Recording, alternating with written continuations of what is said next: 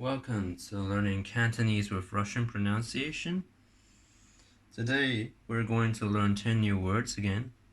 We'll start off with 3 words which indicate time. Сейчас,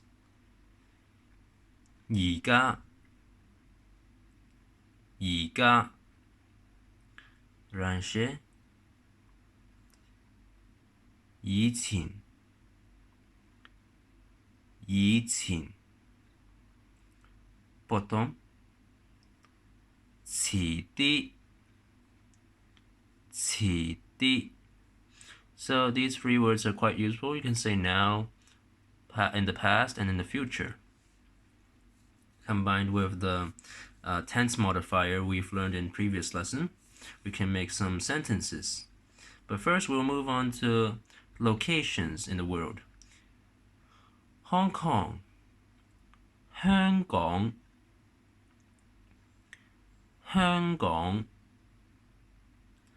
China, 中國,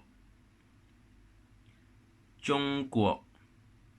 Now, remember you learned Chinese is 中文 before.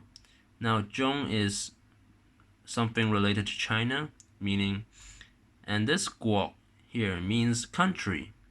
So normally, for countries in the world, we will occasionally, or maybe even often, see this word coming up. Now, 英國, 英國. We also see the word 國 here again. And what does 英 mean here? Well, we've learned 英文 is English. So this is Great Britain. Now, for America, the United States of America, we call it 美國.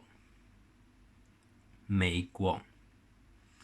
美 is related to USA in this case. And now for Russia, we learned the word 我们, which means Russian language. We can apply the same logic and say 俄國, 俄國. But we also have the full name, 俄羅斯, 俄羅斯. It sounds a bit similar to Russia, or because it's a direct translation of the name in English, Russia, Russia, 俄羅斯. We'll learn a verb here, 住, 住, which means to live. Now we can make a sentence with all these new words we have. I want to say, I live in Hong Kong. 我住喺香港. We need the 喺 to indicate the preposition at. 我住喺香港. I live in Hong Kong. 你住喺英國. 你住喺英國. You live in Great Britain. We can also make use of the time words that we've learned here and say, in the past, I've lived in China. 以前我住喺中國. 以前我住喺中國. Now I live in America. 而家我住喺美國. 而家我住喺美國. And in the future, I will live in Russia. 遲啲我會住喺俄羅斯. You need the 會 to indicate future because you want to say will live. And remember in the previous lessons, we've learned that to apply the future modifier to a verb you added before the verb. In this case, it's 住, 會住. So, 我會住喺俄羅斯. I will live in Russia. 遲啲我會住喺俄羅斯. In the future, I will live in Russia. Or later. I will live in Russia later. Finally, we move on to the last word for friend. 朋友. 朋友. You can say three friends.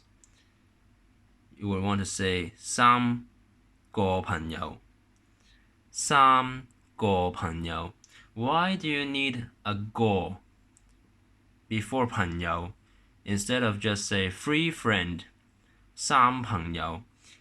Because in Chinese, if you want to give a number or a quantity to a certain item like friend here, you need a term called the quantity term, which doesn't exist in Russian language or maybe even English language.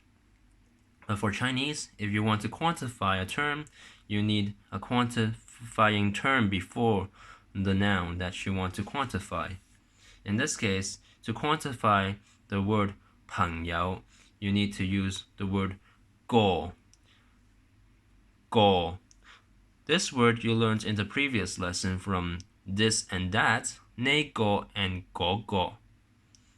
That's the second word of that phrase.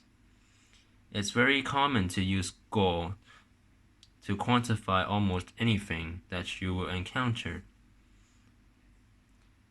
We'll go through quantity terms in later lessons. For now, using 個 is good enough. Now let's see how these words are written.